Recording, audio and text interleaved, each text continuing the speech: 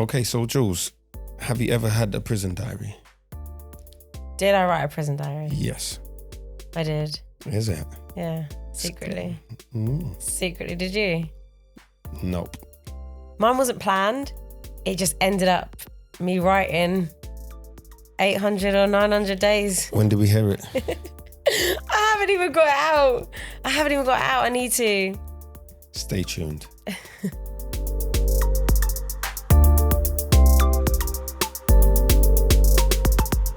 Hello and welcome back to Life After Prison with Zak and Jules.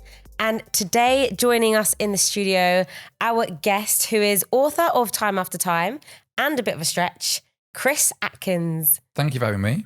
How's it going? You all right, yeah? Very excited to be here. Good. Yeah, lovely to have you. Thank you. We're going to go straight in and ask you the question about your sentence. It was quite an unusual offence, wasn't it? Well, I think it was a usual offence committed in a very unusual way. Okay. I guess. So it was tax fraud, but it came about because I still am a filmmaker, documentary maker, and there was a culture in the sort of the 2000s where lots of rich people were trying to avoid tax by putting some money into these pretty questionable, dodgy schemes. And it was sort of almost a bit similar to what was happening, with the credit crunch and the housing crisis, where people were making these investments into these really odd sort of devices. And in this case, it was to pay less tax. And the way they did that was putting money into film. So we as the filmmaker would take their money and they'd write off many more times than that against their tax bill. And as time went on, the schemes got a bit more kind of colourful, egregious, bent, whatever we want to call it. Mm-hmm. And there was one film in particular which really much did cross the line of legality in terms of what we were asked to do from an accounting perspective, shall we say. And we took the money, we made the film. Then years later, Her Majesty's Revenue and Customs came along and prosecuted a whole group of people who were involved in it, of which I was one. How many of you were there? I think about 15 in the end. Wow, it's a lot. Yeah, and it went over multiple trials. It was, as you find in these big kind of complex fraud cases, they sort of split them up and they go on for months and months and months as well. So, I think I was trial 4 out of 6 of all the people who got busted for it. You cannot mess with Her Majesty's money. That's a lesson I've now learned. Yes, exactly. Going forward. You're not alone. Don't steal from anyone, but definitely don't do it from the government. Not from the government, no. So did you all get the same sentence? It was similar between sort of 4s and 6s. The accountant, the ringleader at the centre of it, he got an 8 and I got 5. So like with like fraud is like white collar crime and it's not seen, like it's seen very differently to other crimes, like in the system and on the outside. Yeah. Like did you experience this? It is. I mean, I'm not going to sort of pretend it's the same, and though I don't try and diminish what it was I did, because we did definitely do something wrong and that had a negative impact on society. And I think people should pay their taxes, and I think people who don't pay their taxes in a criminal way should be punished. So I don't sort of disagree with it.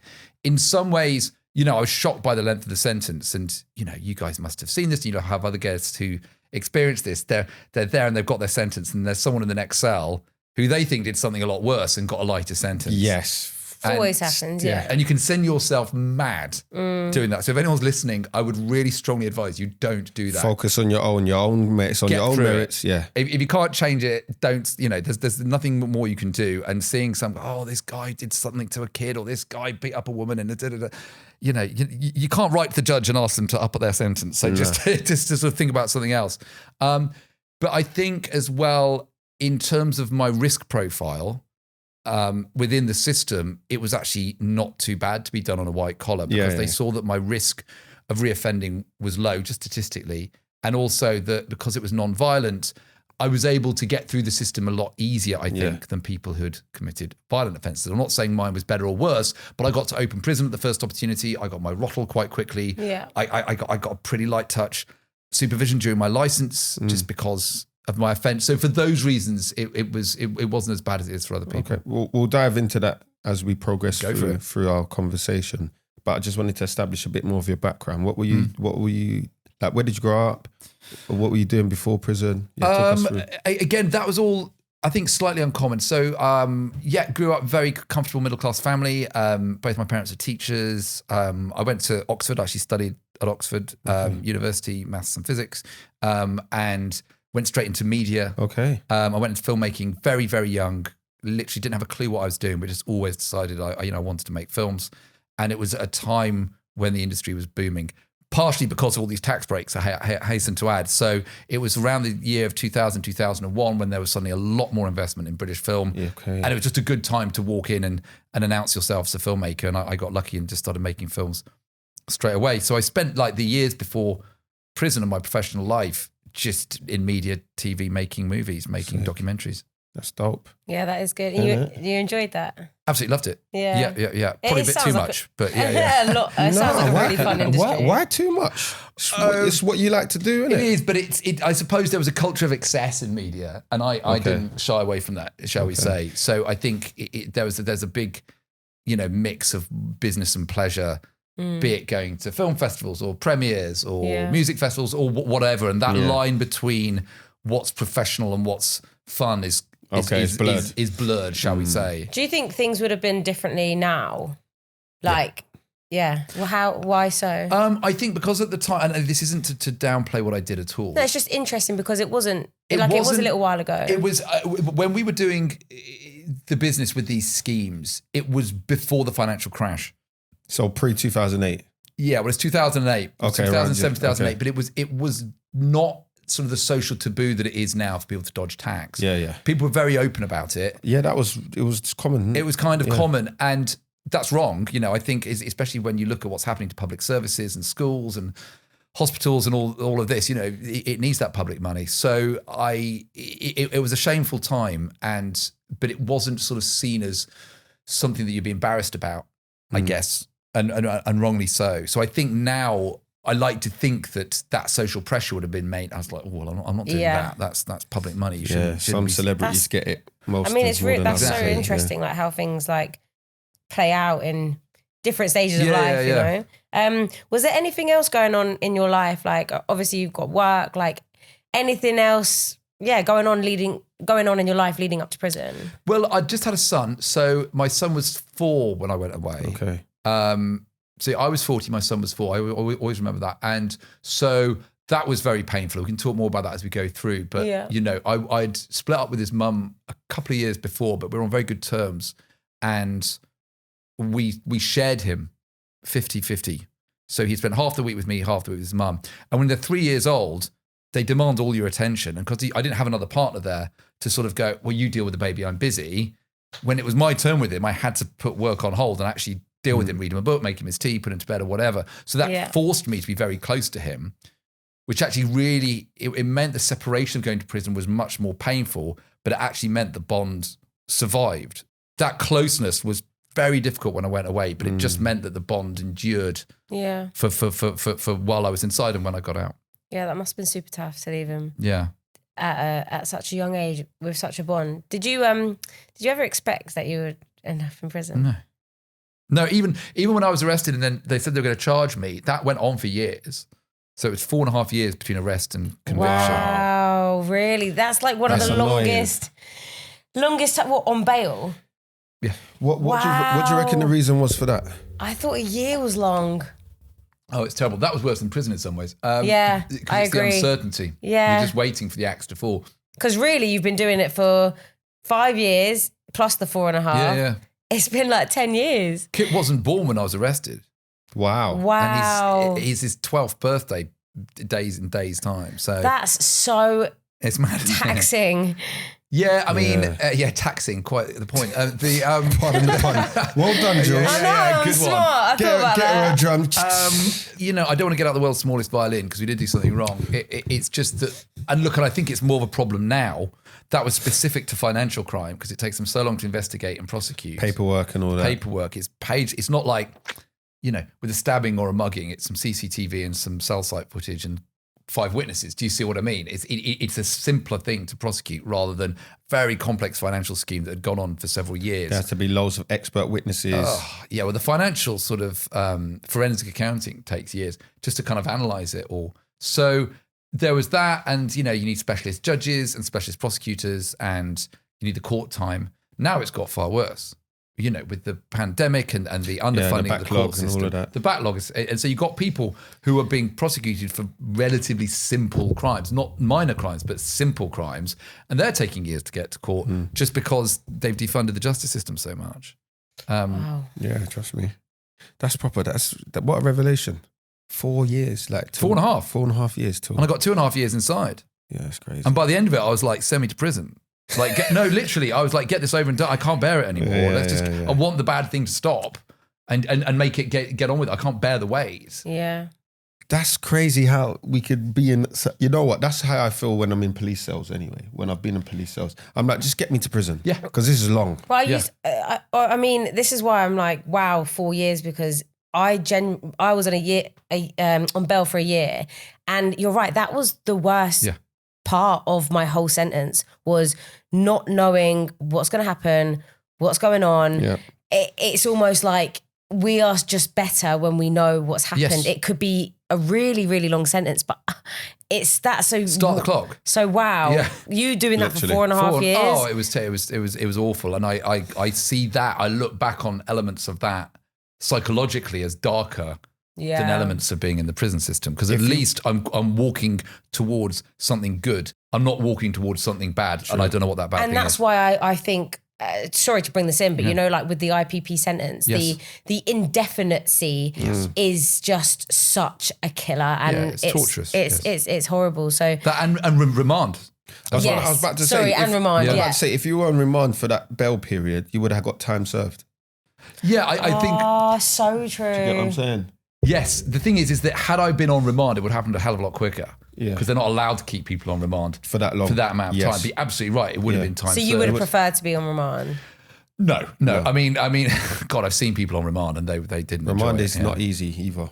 Because at least I had my son. Yeah. I had my family. I had my friends. I had all that going on around me. So true. You built up that with your son. I had a support network. So even when I was going to trial, I was coming home each night. My friends were there supporting me, and then I see people in prison who are on remand going through that same thing, and they've got nobody. That's the hardest thing. I've done trial in prison. Really? Awful. Getting up at 6 in the morning. 6 in the morning on the bus. You're back, like, it's crazy. Your whole days, you don't shower from Monday to Friday. You can't, it's impossible. You're going and you're getting all this evidence. There's the court. Yeah, you're going through the court. You're eating court food. Like, it's long. Then you're back on the bus. Then you're banged up straight to your cell, and then same thing again in the morning. No shower. They don't let you shower. You can't. You can't shower. You're banged up getting banged up at 9 p.m. You're getting up at 6 a.m. Where are you showering? That's so inhumane. That's what you did. Getting showered in prison is like the best of times. I had an 8-week trial. I nearly swore, but I didn't. I could only shower on Saturday and Sunday. No? Man's doing sink washes. It's barbaric. I thought you meant for 8 weeks straight, but you had Saturday and Sunday. Saturday and Sunday. It's still not good though, is it? Who cannot shower for 8 weeks? But I'm just trying to get down to the bottom of this. So Monday to Friday, no shower. About this. Saturday, Sunday, shower time. So when me and my coldies were in the showers, they're like, boys, chill out. We're enjoying our showers. Enjoy your shower. You lot take time, innit? Because we don't shower on the weekdays. Seriously, that's mad. That's so bad. But remand. Yeah. So like, obviously in your book, time after time, we read that being able to, you spoke of your son, being able to FaceTime him did wonders for your relationship with him. Do you think like having that ability to FaceTime a loved one, your child, a spouse, should be mandatory within the system? Yeah. I mean, it's just one of the many ways that the prison system is stuck.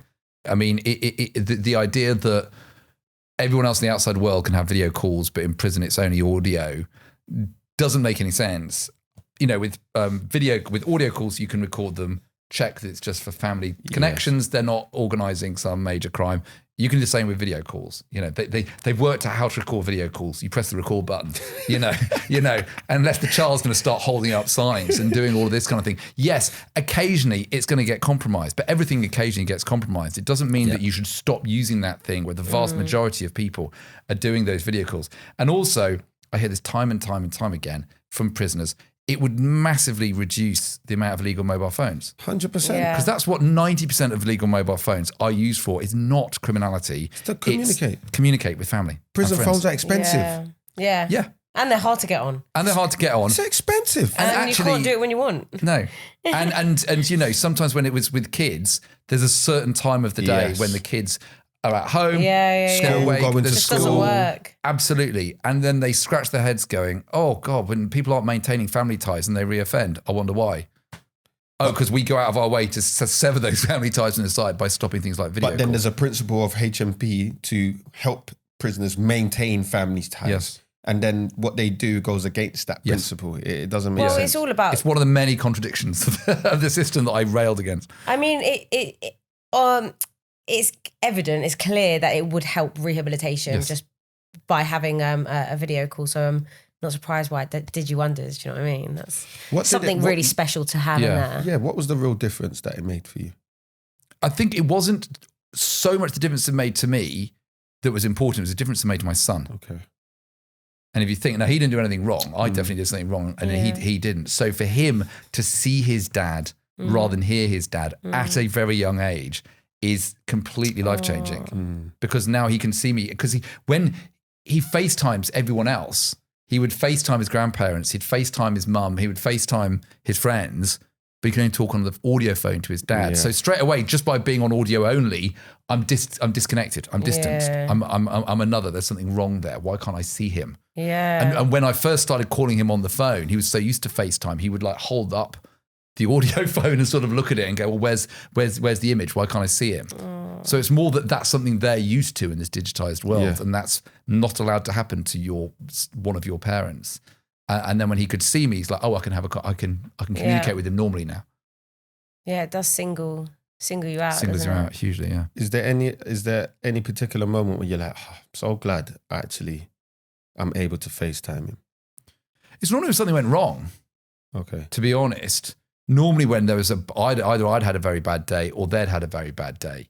You know, I think there was, without going into too much detail, you know, as anything with children, they have their bumps and scrapes along the way. And when the children have a really bad time, they want to connect with their parents. That's just a natural thing they do. They fall over, they cry, they run to their mum or their dad. So if something bad happened to him and he was very upset, he was like, I want to call daddy. And then there he is. And you're there for them just to do what parents do, which is go there. It'll all be fine in the end. So get some phones in HMP. Whoever's listening, get FaceTime going. Because they're doing it anyway. You might as well legitimize it and monitor it. Yeah. You know, it's the maddest of things that they think that by banning something, it will stop it. Yeah. And it's like, no, you just make it illegal. And suddenly people are spending £500 for an iPhone just so they can FaceTime their kids. But to be fair, they do have purple visits. You know about purple visits? I'm aware of the purple visits. Yeah, so they do have purple visits where you can have a video call. Yeah. Yeah. But it's not, it's you know what I'm saying? It needs very, some work. very limited. Yeah, it needs some work. They did that in the pandemic, didn't they? Yes, that was like standard procedure, right? Absolutely. Yeah. What else, Chris, were you doing with your time in prison? How did you spend it?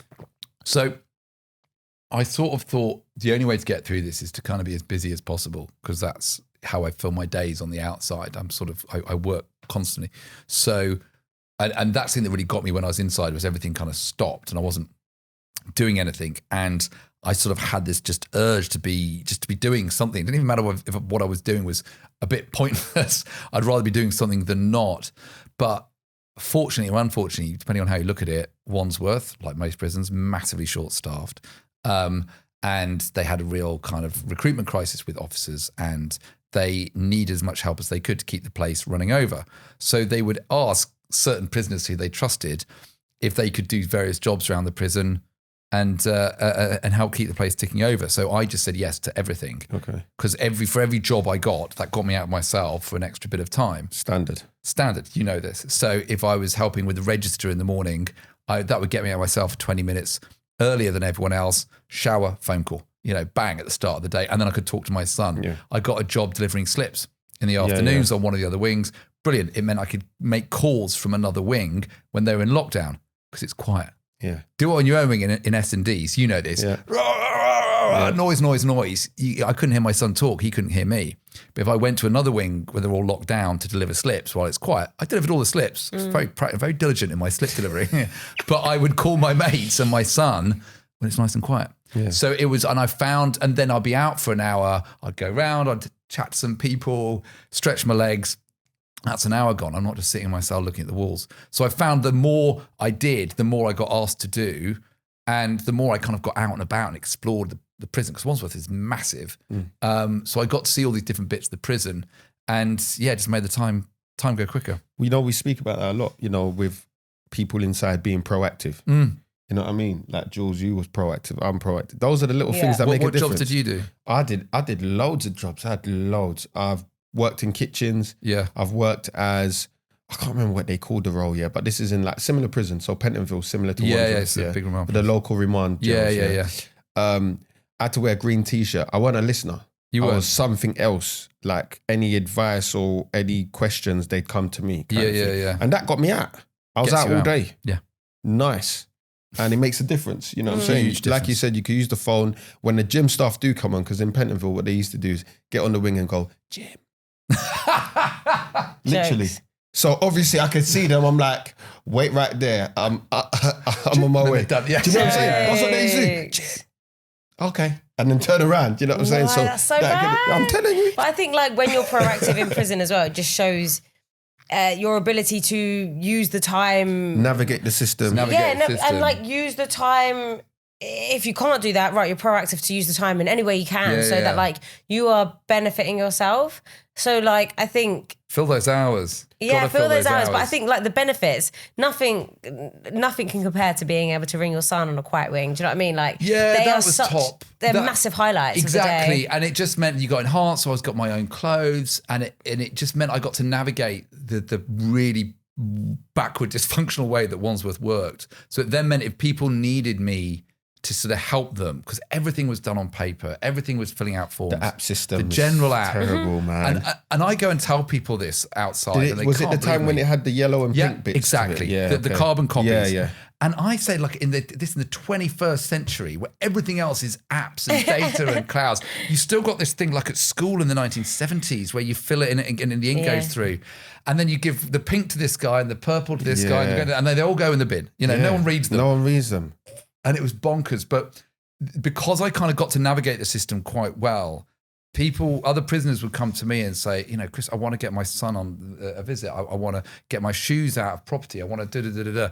So I'd say, well, you need to fill in this form and take it to this guy and get it stamped and all this. So I became like people's like app, basically. I was like king of the app. Why wasn't that?